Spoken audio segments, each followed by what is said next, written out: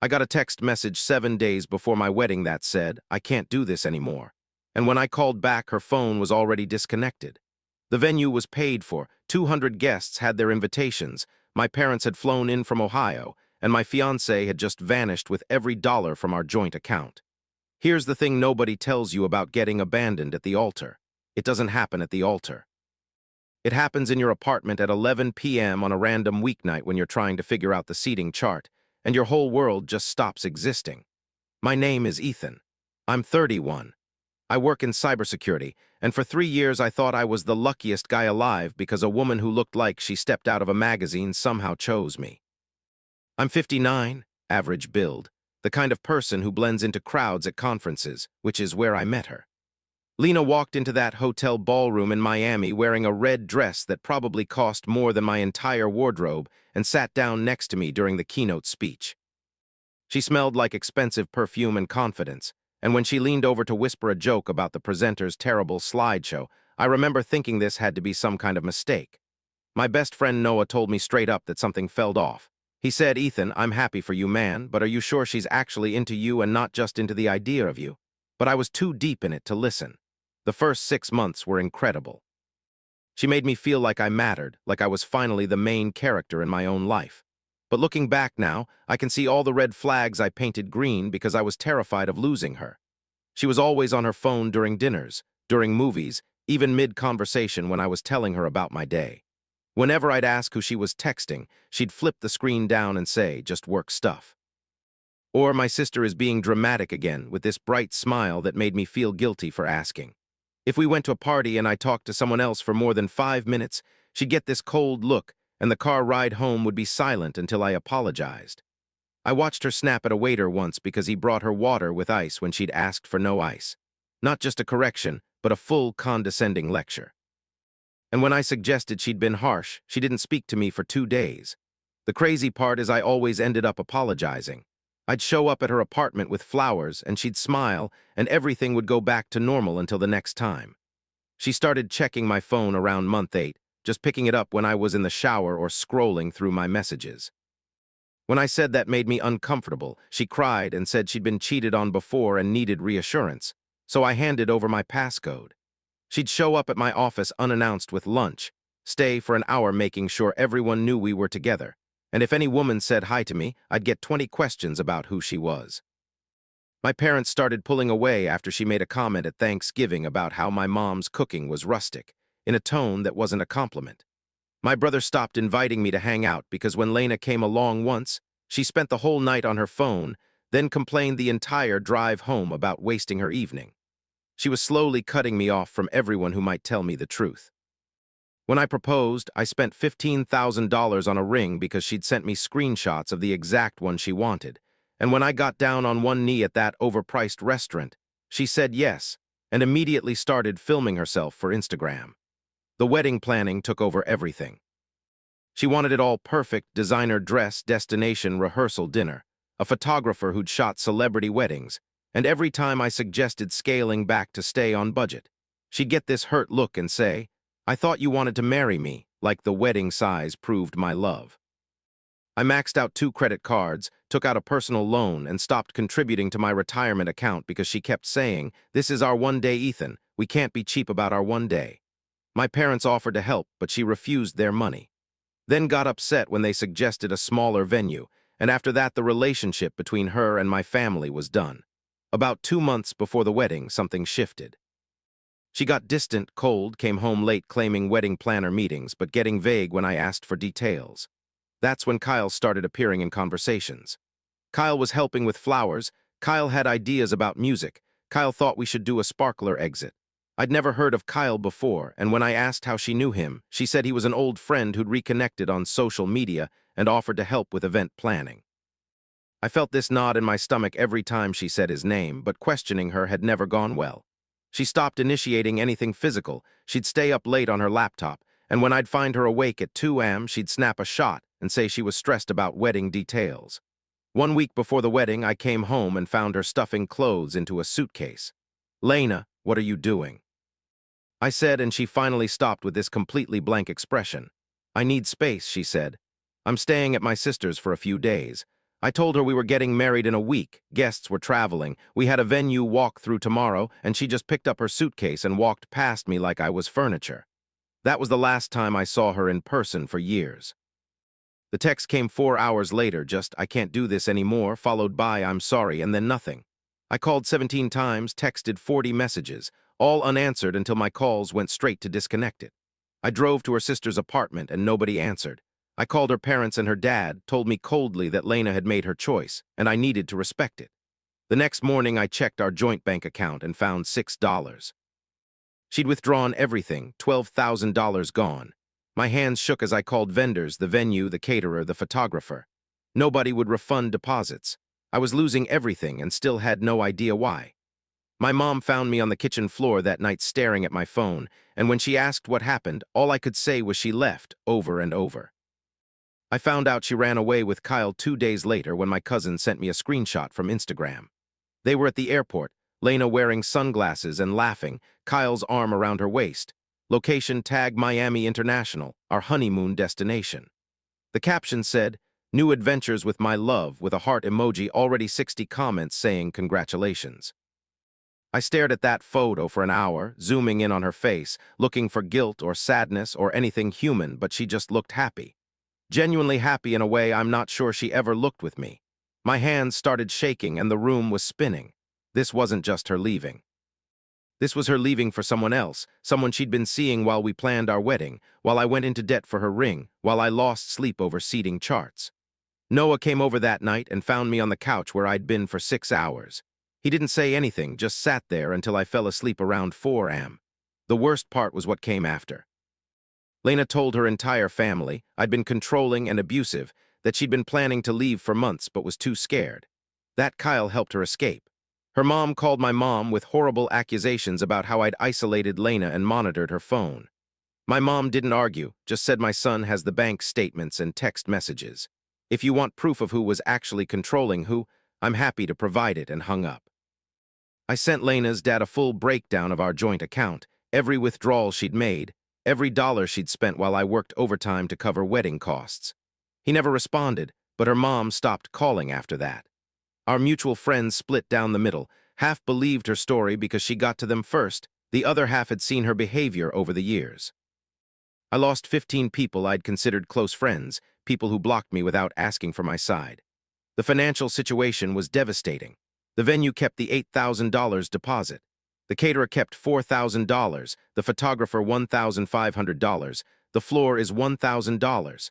I was out nearly $20,000 for a wedding that never happened, not including the ring or the stolen money. I'd maxed out 3 credit cards, taken a $12,000 loan, emptied my savings, and now I was surrounded by unopened wedding gifts trying to figure out how to eat next month. I picked up freelance work, boring contract jobs I'd avoided because they paid poorly, but I needed every dollar. I ate rice and canned beans for every meal, canceled my gym membership and streaming services, sold my gaming console, and watched. My credit score dropped 140 points in 3 months. I got rejected from 2 apartment applications. I was starting over from scratch at 31. Sleep became impossible. I'd replay every conversation, every moment I could have seen this coming. I lost 17 pounds in 5 weeks because food tasted like nothing. My boss pulled me aside asking if I was okay after I missed 3 deadlines and showed up late twice. I told him family emergency and he was understanding, but I could see the concern. I'd wake up at 3 a.m. thinking I heard her key in the door, or see someone with similar hair and my heart would race, or find one of her hair ties and break down crying. My mom wanted me to move back home, but I refused because that felt like complete failure. So I just existed in this apartment that still smelled like her perfume. Noah forced me to leave the house after week 7, showed up with hiking boots, and told me we were going to the state park whether I wanted to or not. He literally took my keys and drove me there. And something about being outside, moving my body, focusing on each step, it helped in a way nothing else had. We started going twice a week, then 3 times, then I went alone on weekends, and slowly the panic attacks became less frequent. My brother got me construction work on weekends, hauling materials and basic labor, and the physical exhaustion helped, like my body was too tired to let my brain spiral. Around month, for I made a decision that saved my life. I bought a new phone with a new number, deleted every social media account, told my family and remaining friends not to mention Lena or give me updates about her life. I didn't want to know if she was happy, if Cal proposed, nothing, because every piece of information reopened the wound. I applied for a transfer to our company's Denver office. They'd been trying to fill a senior position for months, and nobody wanted it because Colorado's expensive and the role was intense. But I needed out of this city where every corner reminded me of her. I got the transfer, packed everything into my car, and drove 23 hours straight because I couldn't stand being in that apartment one more night. Denver was cold and expensive, and I knew nobody, which was exactly what I needed. I found a tiny studio, furnished it with Facebook Marketplace finds, and threw myself into work. 6 months in, I started going to a climbing gym because my coworker wouldn't stop talking about it, and that's where I met Mara. She was belaying for her friend. I was struggling nearby, and when I fell for the third time, she called over, "Your feet are too high. Drop your heel and push through your toes like we've been friends for years." I tried it, made it past the section I'd been stuck on, and when I came down, she asked if I wanted to join their group since they needed a fourth. Nothing romantic at first, just friendly in this effortless way that didn't feel like she wanted anything from me. And after months alone, that casual connection felt like water in a desert. Mara was a physical therapist who'd built her own practice from nothing. She had a loud laugh and wore the same ratty climbing shoes from college and drove a car with 190,000 miles that she refused to replace because it ran fine. She didn't post her life online, didn't need constant validation, didn't play games or make me guess what she was feeling. If something bothered her, she said it. If she was happy, she showed it. If she needed space, she asked without making it punishment. We climbed twice a week for 3 months before she asked me to coffee, and even then it felt like friends hanging out. I told her about Lena on our fourth date because I owed her honesty. I expected her to run, but she just said, "That sounds really hard. I'm glad you got out," and that was it. No drama, just moving forward. We dated for a year before moving in together, another year before I proposed, and when I did it was at home on a random weeknight with a ring I'd saved for slowly. She cried and said yes, and we ordered pizza and watched a movie, no Instagram posts, no performance, just two people wanting to build a life together. Our wedding was 30 people in her parents' backyard. I wore a suit I already owned. She wore a simple dress she found on sale, and the whole thing cost less than $3,000. My credit was finally recovering. I'd paid off 2 of the 3 cards. The loan was down to $4,000. I had savings again for the first time in years. I felt like a person again instead of just a collection of wounds and bad decisions. And Mara never once made me feel like I needed to be anything other than exactly who I was. We bought a small house, adopted a dog, built a life that was quiet and stable, and nothing like the chaos I'd lived through with Lena. It took almost 3 years from the day Lena left to feel like I'd actually healed. And by then I thought about my ex less and less. And when I did think about her, it was more like remembering a bad dream than reliving actual trauma. I genuinely believed that chapter of my life was closed forever. Then one afternoon I was at the grocery store and I heard someone say my name. And when I turned around, Lena was standing there in the produce section, holding a basket of organic vegetables and looking at me like she'd just seen a ghost. Lena looked good. That was the first thing I noticed, expensive good. The kind of polished appearance that comes from regular salon visits and a closet full of designer labels. Her hair was different, shorter and highlighted. Her nails were perfect. She had this whole successful woman aesthetic going on that would have intimidated the old version of me. But I wasn't that person anymore, and when she smiled and started talking like we were old friends running into each other, I just felt nothing, no anger, no hurt, no residual attraction, just this distant curiosity about why she was talking to me. As she asked how I'd been, what I was doing in Denver, if I was still working in cybersecurity, all these surface-level questions while her eyes kept scanning my face like she was looking for something specific. I kept my answers short, polite, but cold. And after about 2 minutes of painful small talk, she finally got to what she actually wanted to know, whether I was seeing anyone. I told her yes, I'm married actually, and I watched her whole face change. The smile got tighter, her voice went up half an octave, and she asked for my wife's name with this forced casual tone. I told her my wife's name was Mara Chun and started to turn back to my shopping, but Lena grabbed my arm and went completely pale. Turns out Mara and Lena went to college together, close friends freshman and sophomore year until something ended it badly. Mara had told me once about a friend from college who became obsessed with competing over everything: grades, guys, internships, clothes, until it stopped being friendship and became toxic comparison. This friend copied her major from marketing to physical therapy, applied to the same jobs, even tried dating a guy Mara was seeing. And when Mara confronted her, the friend had a meltdown and accused Mara of being jealous. They stopped speaking, and Mara said it was realizing someone was never actually your friend, just want a constant competition they could win. I'd never connected the dots because Mara mentioned this was back when she used her middle name socially and didn't keep in touch with anyone from that period. But watching Lena's face twist into something ugly, I suddenly understood exactly who that toxic friend had been. Lena's whole demeanor changed instantly. The fake sweetness disappeared and was replaced by this cold assessment. She said Mara's full name with dripping contempt, adding that it was interesting and she didn't realize Mara was my type. I asked what that was supposed to mean, and Lena laughed, this harsh, bitter sound, and said something vague about how some people always land on their feet. I was done with the conversation. I told her it was good to see her and started to walk away. But she followed me down the aisle talking faster now, asking where we lived, how long we'd been married, if Mara still had her own practice like that was somehow disappointing. I finally stopped and turned around and told her directly that I wasn't interested in catching up, that I'd moved on with my life, and she should do the same. And her eyes got this dangerous look I remembered from our relationship, that moment right before she'd flip into victim mode or rage depending on what would get her what she wanted. She switched tactics immediately. Her voice got soft and sad, and she started talking about how she'd hurt me and thought about it all the time, how she'd made a huge mistake. I didn't respond, just stood there waiting for her to finish so I could leave. And she kept going, talking about how things with Kyle fell apart after a few months, how she'd been struggling, how she realized too late that I was the one who actually cared about her. She touched my arm again and said she wasn't asking for forgiveness, just wanted me to know she was sorry, and if I ever needed anything she was there, then handed me a business card with her new number on it. I took the card because it was easier than arguing, threw it away in the parking lot, and drove home feeling like I needed a shower. I told Mara about it that night, describing the woman without using her name at first, and I watched her face go from confused to shocked to disgusted as she realized who I was talking about.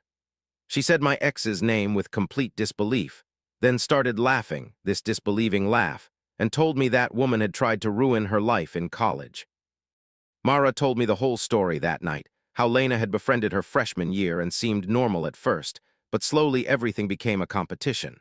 When Mara made the dean's list, Lena had to make it too. When Mara got an internship, Lena applied to the same company. When Mara started dating someone, Lena suddenly found him interesting and started showing up wherever they were. The breaking point came when Mara got accepted into a competitive physical therapy program, and Lena, who'd been a marketing major, suddenly decided she wanted to do physical therapy too and accused Mara of stealing her dream.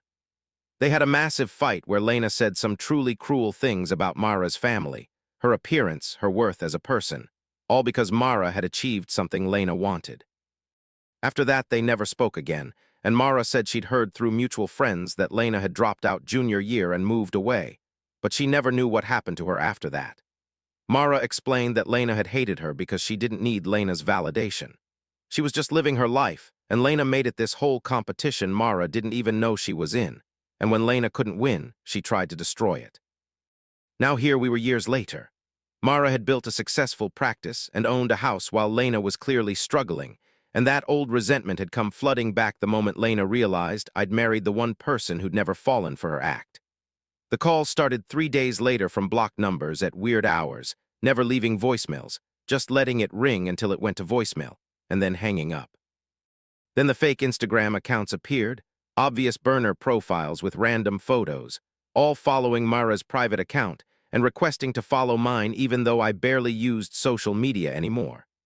Mara's clinic receptionist mentioned that someone had called asking weird questions about her schedule, her clients, whether she was taking new patients.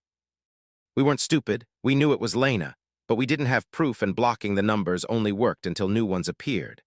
Then she showed up at Mara's gym, not my climbing gym, but the regular gym where Mara did her own workouts, and just happened to be there on the treadmill when Mara arrived, smiling and waving like they were old friends.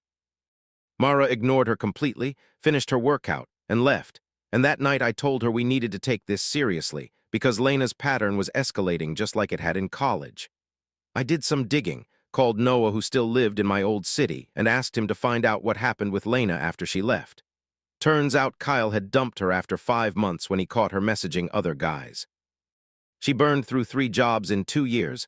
Her parents had cut her off financially after she stole money from them, and she was currently living in a shared apartment, working retail and drowning in credit card debt. The successful appearance was completely fake. The designer clothes were probably knockoffs or bought secondhand. The polished look was maintained on a shoestring budget, and she was desperately looking for someone to save her from the consequences of her own choices. She'd apparently asked mutual friends about me multiple times over the years, whether I was single, where I lived, if I ever mentioned her. And when she'd seen me at that grocery store, she'd thought she'd found her way out. But then she discovered I'd married the one person she'd never been able to compete with, the one person who'd seen through her act years before I did, and had built everything Lena pretended to have, but never could, and it destroyed her.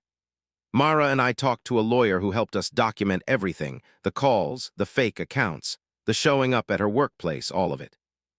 We prepared a restraining order application, but decided to try one direct conversation first, in a public place with witnesses, where I could make it absolutely clear that there would be no reconciliation, no friendship, no contact of any kind. I met Lena at a coffee shop downtown. I recorded the conversation on my phone with her knowledge because our state allows single-party consent, and I laid out the facts. I told her I knew about Kyle, about her financial situation, about her asking around about me, and I said very clearly that I was not interested in being her rescue plan. She tried to cry, tried to say I was being cruel, tried to flip it into me attacking her, but I didn't engage with any of it. I just kept repeating that she needed to leave me and my wife alone, or we pursue legal action. Then I did something my therapist had suggested. I pulled out an envelope with $15,000 in it, a check I'd saved up over 3 years specifically for this moment, and I slid it across the table. I explained that this was what she took from me, not just the money from our account, but the ring, the deposits, the loans, all of it added up to about this much. So here it was. We were even now. She didn't know me anything, and I didn't know her anything. Lena stared at the check like it was a bomb, and I could see her brain working, trying to figure out the angle, trying to understand what I wanted in exchange. I told her I didn't want anything from her. I wanted her to take this, get some actual help from a real therapist, and leave us alone. And if she contacted me or my wife again after today, we'd file for a restraining order, and I'd send all the documentation to everyone we mutually know. I put a business card for a therapist on top of the check, someone who specialized in personality disorders and manipulation patterns, and I stood up to leave. She grabbed the check, but not the card, and she said, "You think you're better than me now," with real venom in her voice. And I looked at her one last time and said, "No, I just think I'm healthier. And I hope someday you can be too." That was 8 months ago. We never heard from her again. The calls stopped. The fake accounts disappeared. Mara's receptionist said nobody had called asking questions.